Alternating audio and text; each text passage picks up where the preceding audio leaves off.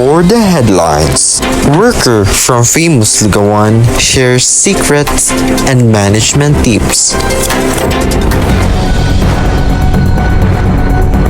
It's Wildcats Daily, and we are now at Mr. Lugaw, located at CITU Bakke. And this is Miss Zaina Riconelia here to interview one of the staff at Mr. Lugaw.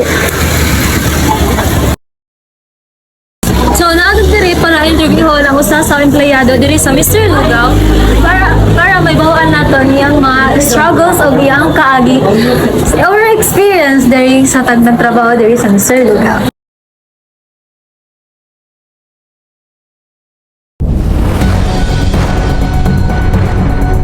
Hi guys, naami diri sa Mr. Lugaw, diri dapit sa Bakke sa CIT. So na diri si Ate Riza, so diri isang empleyado diri sa Mr. Lugaw. Sa hi Ate, I'm Zaina po. And we are from 12 Peaceful. So karon natin mag-interview namin ni Ate ha. So first question Ate, nga yung gipili nga magtrabaho diri? Actually, sa mga lugar, which is sa provinces of Masbate, is the meron job opportunity pag magtrabaho ka. Then, although may mga establishment mga tubat, ang ilahang kanang pasahod is saldo nila gamay. Unlike sa diri, which is enough for me to survive. Then, sa ako ang family po na makasustento sa lahat. Ay, breadwinner, di ka natin. Wow. So, yun saan mo pagkakuha niya trabaho ito? Kuan. When I was in Bugo, hawak ko sa ang previous trabaho which is 24 hours din sa akin. Maabot ko 17 hours akong duty din. Wala pa labot ang overtime. Wala siya ng appear. So, parang dili na ko kaya. Then, ang ilahang shifting sa trabaho is dili siya yung normal. Kay, mo-out ka o 12, ipain ka o alas 3. Buntag, marag dili siya. Parang kayo. Complicated ka kasi di ka kapahuay. Then, one of my friends, nag-contact siya sa kuha nga, nado ko nabiray ka na highlight news sa city. Then, after na ko paghawa sa Bugo, sa dila na ako imin siya ng sa akong gitrabahoan is ay na po ko sa city, which is, dili ko totally, kung ang kabisado din, di ko kabaw mo sa side lift, di ko kibaw, asa ko pa na ko. Nakipagsapalaran yun ko dali naman. Ito nga, after few days, medyo nasanay na ako din sa kalakalan diri sa city. Kabaw na ka mga kanji. Sa kaya okay. So, unsa man yung buhaton sa iyong trabaho kada adlaw ito? Ingan nila, normal days, malutor ka. Ikaw, ako akong baga nag-open there some store, especially mga to San Macchiato, kay for the past 5 months, which is nato ko nag-stay sa San Macchiato. Then, pakaroon ng naman, is rin ako get-stay niya, kasi employee ko sa paalas. Ako yung nag-monitor sa kanang mga frozen food, sa mga stocks. Wow! So, unsa ang pinakalisod nga bagay sa imong trabaho ate? Kung saan may pinakalisod na imong gibuhat mo nato? Sa Delia or sa mga previous na trabaho na ako? Diriya ba? Sa Delia, actually mo naman, for me, is ayun na siya. Meron akong nasa yung balay. Dahil ganang ginagawa ka, ginagawa na ng family, yun na lang. Bagay masugo na ka. Sa family na yun yun.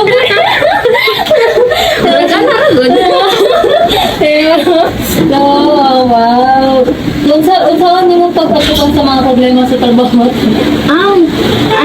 Actually, maabot ko sa point na mag-breakdown, especially kaningaon ko sa family. Like, wala ko masanay nga kung then, pag ano ba may mga problema ko, magsige ako sige ako panood sa phone cellphone, then, mag-chika sa mga friends, then, sa akin, mga tagsimbahan, ganyan, mga tagsimbahan, gawas ko, ganang presuray lang.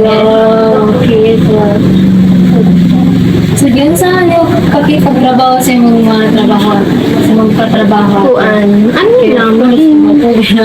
Kuan at first, syempre, makuan ka, ma-okay ka, kay may mga words pa noon na iba sa amo din, iba pag sa ilamin, so which is nagka-contradict ko sa amo.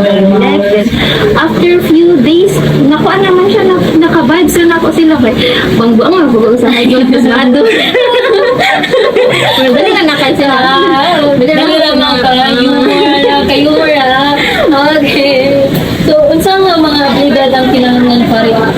trabaho natin? Actually, pag magtrabaho ka, dapat magtibo ka, makipagsalamuha, then dapat, like, kumbaga, imo na po siya i-balance lang nimo ba? Iba ako, halimbawa, sa gawas ka, is ka nakuan ka, kanang iba, imong batasan sa imong farm, then pag-abot mo sila, is dapat iba, kung di mo siya isa-acting ka na iparehas. Kaya, syempre, may mga tao pa naman, bawa, sa kuha, sa joker ko, may mga times na ang mga jokes na coach is dahil makakaibo sila not all the time Isa kasabot sa jokes. So, di ka nang makipagsabayan sa mga kabuang. Tinaw na, yun.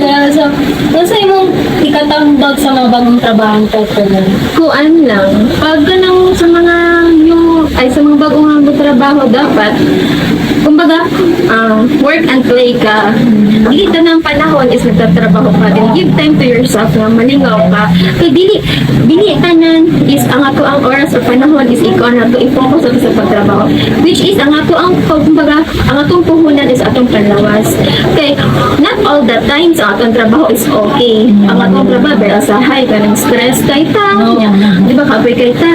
Pag halimbawa napasagdan na tutong kaugalingon, like ang maapektuhan ana is ang imong pagtrabaho. But para sa kuha, kumbaga ginabalance-balance lang ako. Like, dili ko totally focus sa ang work na dapat kaya ko ng kayod. Not all the time na ana ko which is usahay. Pagana ko time akong ko galing mo kanang maging manipay ko magpapay ko. Ano lang kay. Lisod baya labi na ito ra usa. Like wala pa ko ng diri, wala pa relatives or musikang sundang mga close friends dito ay wala man gid. Wala i-balance lagi na mo. Balance with the tatay. So, dapat hindi ay i-care ko na tapang sa Kaya lawas ang puhunan sa pagpadarmaho. dito ka trabaho ito. Kaya sakit. Now, saan na yung plano pala sa yung trabaho na umaw? Daghan ko plano actually sa ako ang strong pagalingan, but as for now is the reason nga nung nagtrabaho ko is para unahon sa nako ang plano ko ng manghod mauna makabusan nila ilang pangalan and isa ko kayo so sa akong nga part is gusto kayo makaman ng eskwela, but the thing is ang problema na ako is ang financial. Gusto na ako matabangan ako manghod, like kumbaga sa akong nga part manghod okay na sa ako at umiabot na panahon nga ka na nakatungtong ko og college, pero ang kumbaga ang kinaibahan sa mga sa magmanghod akong manghod sa manghod is dili sa trabaho mo totally mo discard is mo allowance siya din PWD siya so mas gisacrifice na ako ang studies although sakit sa buot kay gusto kay itong klase but ang problema lang is ang financial dili ka sa pang family mas gisacrifice na ako ang studies para lang mapadala na ako ang manghod. Grabe. Oh, thank you for your sacrifice.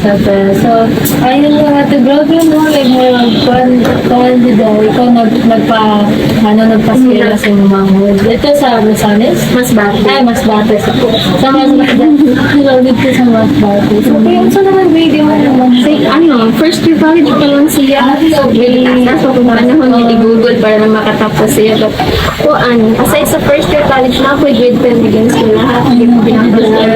Then also, single mom, kung muna, todo kayod ka lang Grabe!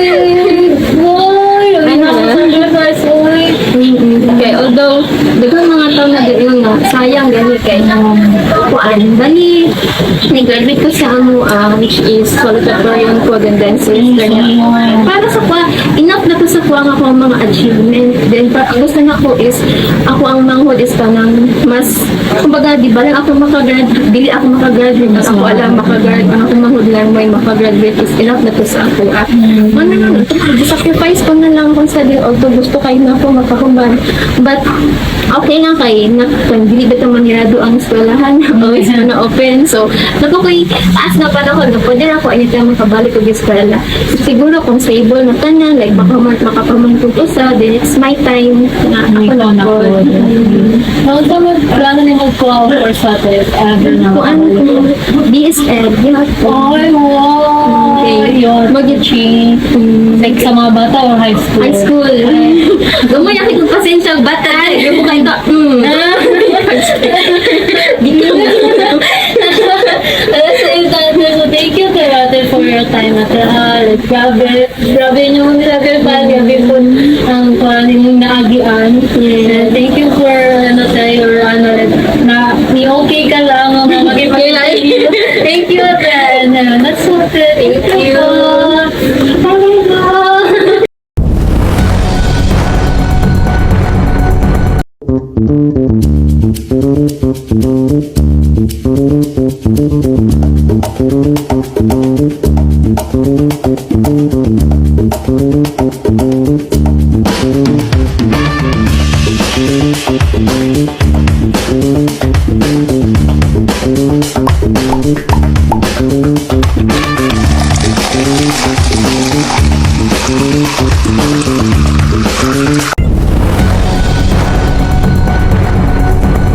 This is what God's daily at your service.